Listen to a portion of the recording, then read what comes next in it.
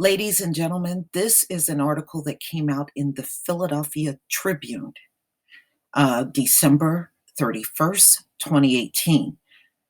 Rutgers study suggests media's negative portrayals of Black men contributed to police violence.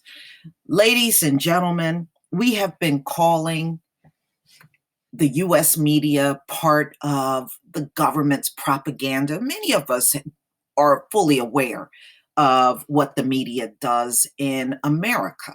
Now, one thing it's always done, and I have seen this from childhood to adulthood, they always try their best to shine the most negative light constantly on the Black community, particularly Black men. Why do they do this? Number one, if you intend on keeping people as an underclass in the country, you have to now justify it. How do you justify it? You justify it by always shining negativity on those folks. That's why I turned the US media off back in 2007, because I got tired of looking at the same type of stories over and over and over about Black folks. I just wish that more Black people would turn this bullshit off and see it for the racism that it has consistently been. You can go back to newspaper articles about Black people in the 1800s, and it still has the same vitriol and racism in the articles that you see to present day. Nothing has changed. And the media is part of the violence that we are getting from police. They are using the Black boogeyman scenario to describe us as a people. One person in the Black community commits a crime, it's all Black people's fault. They all play into why Black people are being killed and beaten by the police. To this day, all of those people are playing a role in it. Every last one of them. All the ones running around here talking about Black people are the most violent. Black people are the most violent. All of these people are playing a role into getting us killed by the police. They're doing it on purpose. It's a deliberate act, and it's something they've been carrying out in this country for centuries. And the media is nothing more than part of that ugly propaganda that want to continue to see harm on the Black community. So now let's take a look at this article. Negative stereotypes, which we know have started from chattel slavery, and it never stopped all the way up until today. And portrayals in the news media could be influencing how police treat African American men. A Rutgers School of Public Health study suggests. Report published in the book of Research in Race and Ethnic Relations in late November examines how public perceptions of the danger posed by Black men are contributing factors in how officers respond with excessive and or lethal force, according to phys.org. The study also noted how Black masculinity is often equated with criminality. And that is the truth. That is the truth.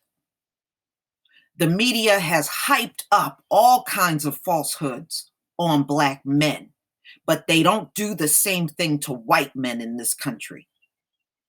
They will hear about a mass shooting, see the mass shooter is white, and then try to humanize the mass shooter to the American public.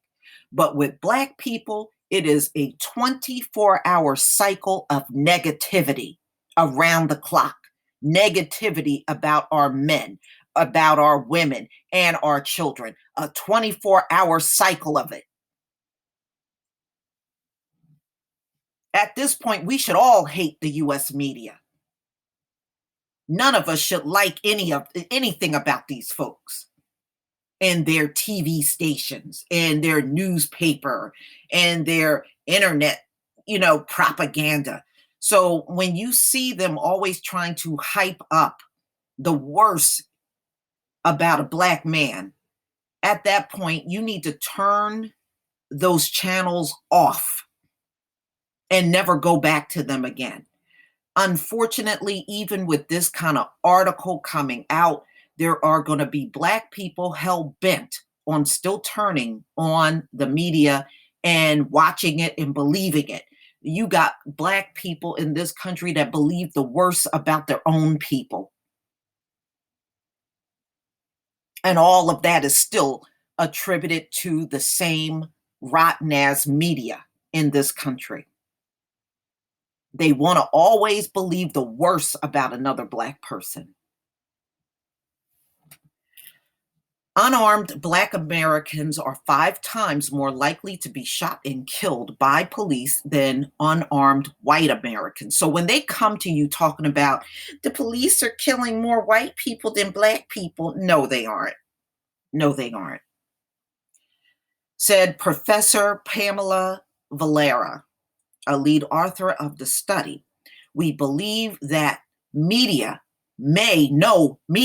do play a significant role in these disproportionate deaths. Media is 100% responsible for all the violence that are raining down on the black community, and all of these executives and CEOs, they co-sign on this stuff that goes out on a regular basis against the black community.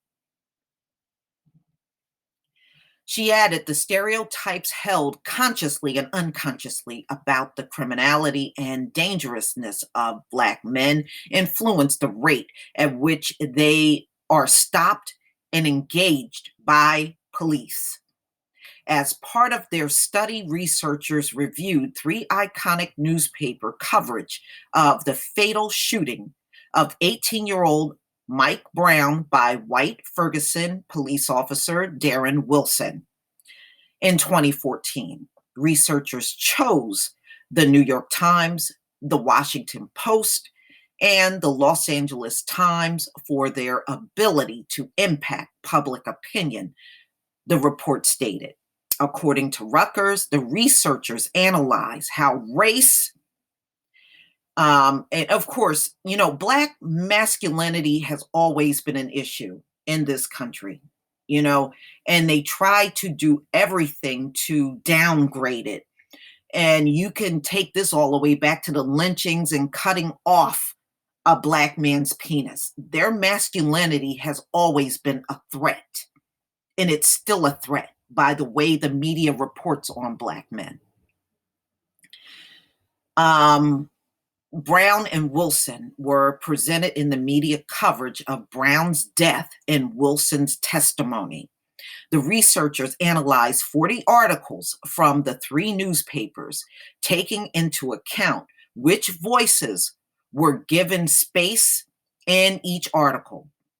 On subsequent readings, a code book was developed containing codes that captured the masculinity, physicality, and class and race of Brown and Wilson. It concluded that negative race-based perceptions perpetuated by the media may have contributed to Brown's death. I say the media is responsible for every single police shooting in this country where a black man, woman, and child was killed, because they have poisoned everybody, not just in the US, globally, about the black community. They have poisoned. You got foreigners that come here hating us, and we haven't done a damn thing to them. And that's all because of your media here in America that goes out around the world. They make sure they keep everything looking angelic for them, but looking bad and evil and menacing for us. Researchers also paid particular attention to how the newspapers use Wilson's account of the shooting to describe Brown, as well as the verbiage used to depict Brown and Wilson's socioeconomic status. For instance, one account citing Wilson painted the black teen as a monster. I remember that. I remember that. I remember that. And they even did they did animation on what happened between Wilson and Brown, and they had an animation of Brown looking like he was running in for a tackle. And that was all done by the media, and noted how the officer compared himself holding on to Brown's arm to a 5-year-old trying to hold on to the Hulk Hogan. Another occasion, Brown's neighborhood was depicted as trappings of a working class haven with an edge of frustration and anger, while Wilson was painted as someone who had overcome a difficult childhood to make a life in a middle class suburban neighborhood with a pretty brick ranch style homes and manicured lawns. They have been doing this for a long time, ladies and gentlemen. Newspapers use sensational words to get hits. No, newspapers have been using hateful verbiage towards the Black community since there have been a newspaper in America, long before there were internet hits and views and all that stuff came into play. However, the words they use depict Brown as a monster. Valera called the study findings a snapshot of a larger ongoing issue of police aggression towards Black men based on racist stereotypes and portrayals presented in the media.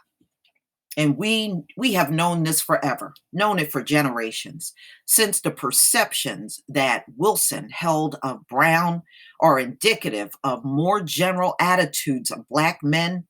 It is vital that police be engaged in more intensive training. No, I'm not going to let them pull this one off. It ain't no damn training issue. It's not a training issue. Whenever you see white people attack police and they still get arrested and taken in alive, it ain't no goddamn training issue. It has never been a training issue, and it never will be. You cannot train racism out of a person on a job.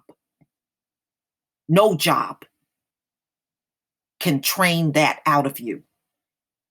Not policing or any other position. But they keep running to that, and there's no running to it. Okay, I'm not even going to read that because it is not no damn training issue, ladies and gentlemen. This is not a training issue. I mean, they take mass shooters in alive that have killed multiple people. As long as they're white, they get taken in alive. It's not a training issue. Shooting unarmed men in America is done because that's what they want to do.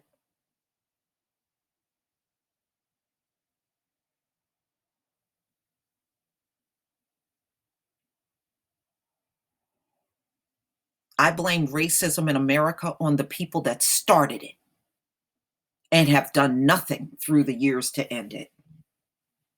But one thing Trump does have right: the media puts out fake news.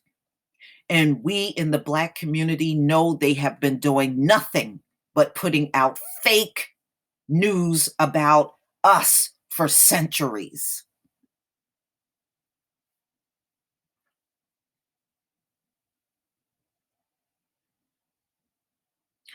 I hope hearing about this will inspire more of our people to finally turn your back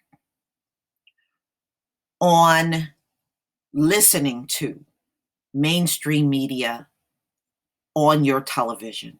If the Black community would just turn that television to another channel, watch something entirely different, and keep the news off, we could have put them out of business a long time ago, which is rightfully what they would deserve.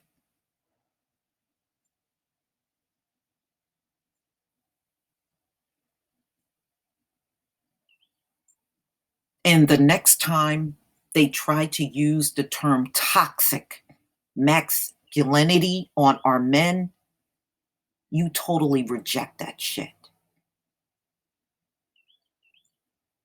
Our men are not toxic, and their masculinity is not toxic either.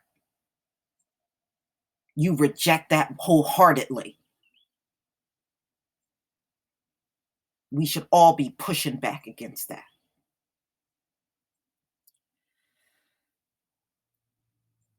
Please tell me what you think, ladies and gentlemen. Please leave your comment and subscribe. Don't forget to hit on the notification bell, and I will see you on the next video. Peace, family.